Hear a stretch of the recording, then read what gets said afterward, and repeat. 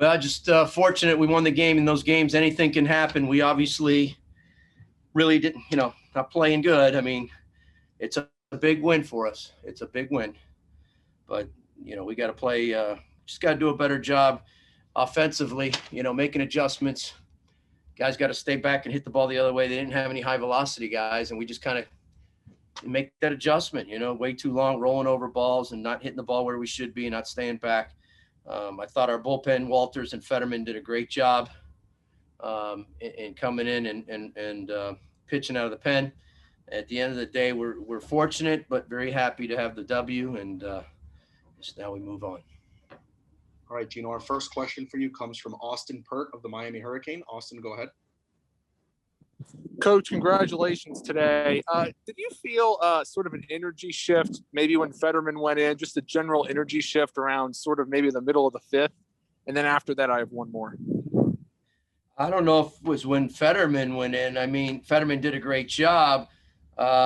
Energy shift. I don't know if I ever felt the energy go down or go bad for us. It just, it's a little deflating though when you got guys in scoring position. We had, of course, bases loaded there. We had a double play late. We had man on third when Lala led off the inning with a drag, and he ended up getting to third with nobody out. And we got our 2, 3, 4, 5. Of course, they walked Dell, our third hole hitter, but Villar hits a lazy fly ball, and then Deli struck out, and then I guess Gil came up and probably flew out because he hit a lot of fly balls today. But yeah, I don't know if I felt that. I think the guys were into the game. The energy was good. It's just we couldn't get the big hit, and so offense is pressing a little bit. Need to relax. We need to do a better job of making adjustments with pitchers. And because we had 10 hits, but we got to score more runs. I actually I misstated that. I thought the energy went up after the Gil double play. So that's what I meant to. Oh, I'm sorry. The Gil double play was a huge play. There was a lot of big plays in this game. That was a big one, right? I think first and third, and they hit the line drive at Gil, and we doubled them up. And so, yeah, big play. I'd say that slide into first base by Kafis was a big play. You don't see that very often, but I guess the first baseman whiffed him, and he ends up getting on first and scoring the winning run. But, yeah, there was a few crazy plays in there. But, yeah, that was a big one, no doubt. You're right. Fetterman, I guess, was in the game at that time, so that was big. And then finally, I was wondering if there was an update on Yo-Yo. He didn't start today. I don't know if I missed something, but is he good? He tweaked his back working out, just a kind of a back spasm working out in the weight room. And so he's coming along. I guess he's day-to-day is how we would describe it right now. Okay.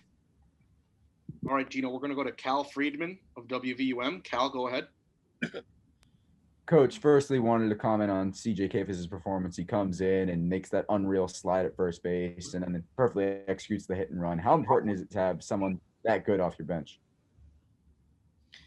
Well, it's good. I'm glad he knew how to slide under that guy. That's not something you practice a whole lot. We do talk about when the first baseman comes off the bag on a throw from one of the infielders, how if you got time to get on your butt and slide under the tag, but this was different. The ball was hit to him, and it should have been a routine play, and he just went right under him. But yeah, I mean, it helps. Obviously, we're putting him in that situation.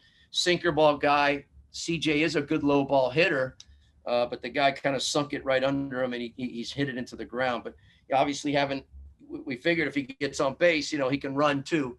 So, and we need obviously a guy that can run. So that made sense to bring him in that situation. And then fortunately, Villar, whether he was running on the pitch or not, we're going to send him there. I mean, that ball hit up the middle. So, but it helped to have the guy that can run a little bit there.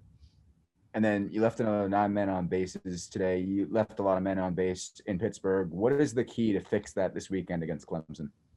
Leaving guys on base, it's an interesting one.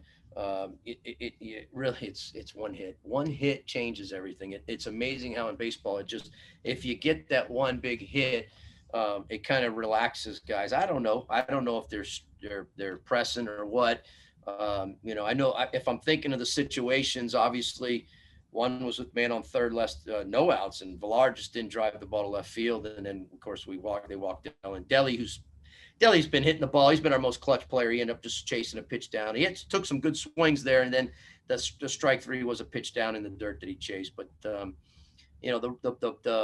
bases loaded, we put on the squeeze first pitch because Dom tweaked his groin, and I was worried if he hit it in the ground, he wasn't going to be able to beat it out. And the fact that this pitcher that came in is a sinker ball guy, and he had a ton of ground ball outs compared to fly ball outs. So it made sense. And I think he got a perfect pitch to lay down for a squeeze. And I don't know, he left his barrel back and he fouled it down. We got to bunt that ball. That's a run right there. And it doesn't even go to the ninth inning. But you know what? It's just one swing away. We got to get our hitters going. There's no doubt there's a little bit of a funk there. We got to get guys. We were going pretty good there for a little bit, and then we went to Pitt, and I'm not sure what happened, but we didn't make an adjustment with them. We didn't hit the ball the other way against Pitt. They didn't have any flamethrowers. We didn't hit their off-speed stuff. We didn't stay back. We hit a lot of ground balls.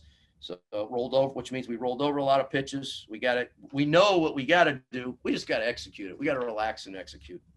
All right, Gino, our last question for you comes from Austin Pert of the Miami Hurricane. Austin, go ahead.